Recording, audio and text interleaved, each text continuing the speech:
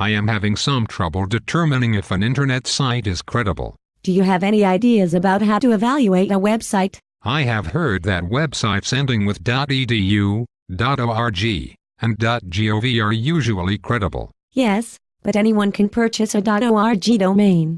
You should be skeptical about any content from a website, regardless of the domain name. So how should I evaluate a website? Ask yourself the following questions. Who are the authors? Are they authoritative? Check the contact information for the authors. But how do I know if an author is authoritative? As with any source, authoritative authors are experts in their fields, usually with some affiliation with an institution of higher learning. So authoritative sources are professional researchers in universities. Usually, yes. You should also ask yourself how current a source is. Check dates to make sure the resource was published recently. So recent publications are usually more reliable? Yes. Exactly. Finally, you should determine the objectivity of your source. Are they trying to sell you anything?